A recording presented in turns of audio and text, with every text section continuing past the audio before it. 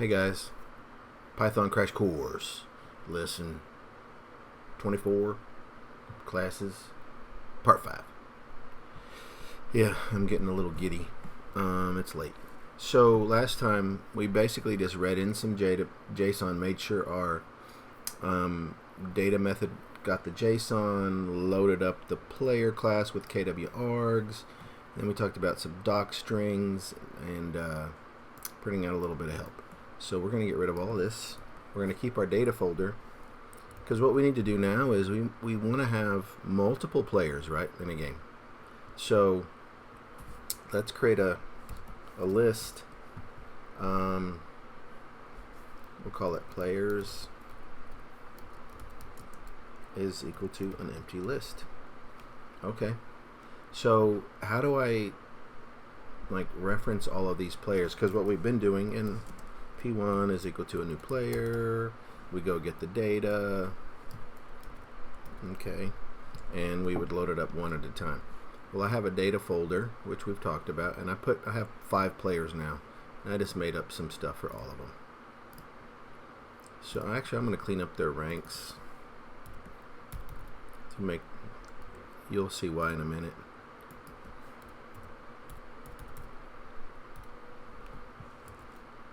And then, yeah, because they're pretty all over the place.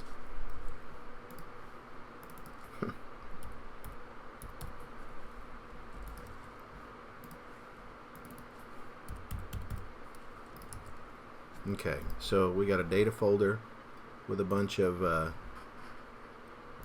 JSON files in it. Okay, how do we read that? There's definitely some Python methods that can help us, but I think one of the easiest to just simply read stuff from a folder is called glob.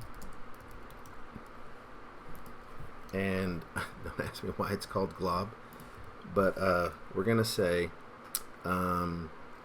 player files is equal to glob.glob. And what glob.glob wants is it wants a path to a folder. And again, we could use os.path.isFolder and check and all that, but it wants a pattern as well. What pattern does it want? It wants a wildcard, and glob is really good for reading like all the images in a file in a folder, or in this case, all the JSON files in a folder.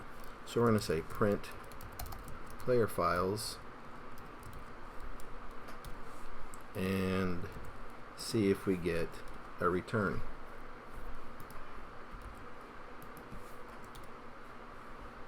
I guess I can't run a touch. Touch creates a file or messes with its edit time. So here's all the files I have. I have 5 of them, and we know that we can create a player with that JSON data, right? So what we did was we said player data was equal to data dot read JSON, and we gave it a path. Well, it's nice that player files has an entire path with the folder and the file name. So player data could be like player underscore files sub 0 would get us the first one, or we can iterate over it. So we can say, so for player data in player files, what I want to do is I need to keep track of all of my players, and we're going to use a list. So we're going to say players dot append. Well, we want to create an instance of a new player. Remember, I'm not doing any error checking. I am gonna just cram all these things together. So to create a new instance of a player, we pass in a JSON file, right? Data.readJSON returns a JSON file, and in this case it's not players files sub 0 because it's player data is now the path.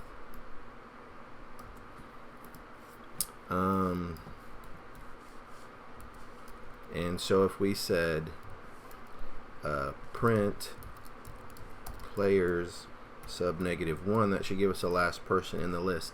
Now this is going to error, and it's that same thing from last time. We need to dereference this. This should be pulled out on its own line so we can test and all that, but I don't care. Dang it. Did I not save it? So player, no, we don't dereference that. We dereference the data.